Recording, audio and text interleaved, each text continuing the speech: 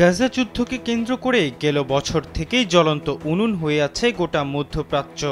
এমন পরিস্থিতিতে একই সঙ্গে কয়েকটি ফ্রন্টে ইরানপন্থীদের হামলার জবাবে গেল ১ এপ্রিল তেহরানকে সতর্ক করতে দামেস্কের ইরানি দূতাবাসে হামলা চালিয়ে বসে তেল আবিব। পাল্টা প্রতিক্রিয়ায় রোববার রাতে ইসরায়েলকে লক্ষ্য করে মুহুর্মুহু ড্রোন ও ক্ষেপণাস্ত্র ছুড়ে তেহরান। পাল্টা এই হামলার কড়া জবাব দেওয়ার কথা জানায় ইসরায়েলি সামরিক বাহিনী। তারপরে বৃহত্তর যুদ্ধ নিয়ে নিজেদের অবস্থান স্পষ্ট করে জানিয়েছে ইরান। রোববার রাতে ইসরায়েলের উপর হামলা চালাতে অপারেশন ট্রু প্রমিজ নামে সামরিক অভিযান শুরু করে ইরান। এ প্রতিক্রিয়া সীমিত ও নির্ধারিত মাত্রায় হবে বলেও জানায় ইরানি কর্মকর্তারা।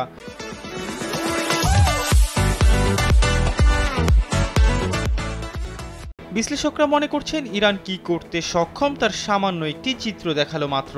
এটি এমন একটি দৃশ্য যা কখনো কেউ দেখেনি।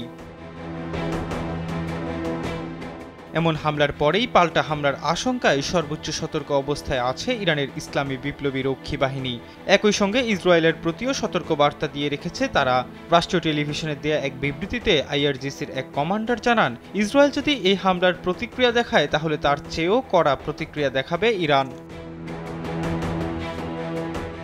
হামলার আগে ইসরায়েলের হয়ে হামলা মোকাবেলার জন্য লৌহবর্ম হয়ে থাকার ঘোষণা দিয়েছিল আমেরিকা। ইরানের বিপ্লবী রক্ষী বাহিনী জানায়, ইসরায়েলের হামলার জবাবে আমেরিকা যদি ইরানের প্রতি কোনো ধরনের সামরিক পদক্ষেপ গ্রহণ করে তাহলে তার কড়া জবাব দেয়া হবে।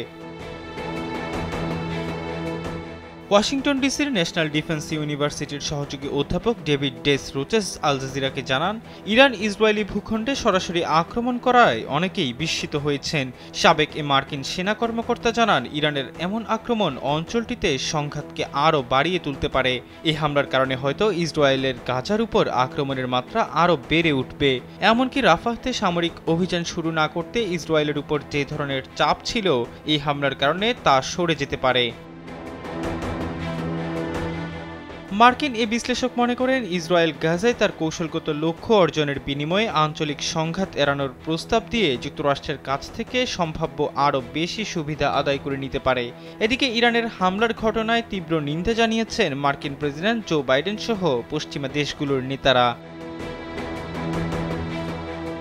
এহসান আবদুল্লাহ, কালবেলা ডেস্ক।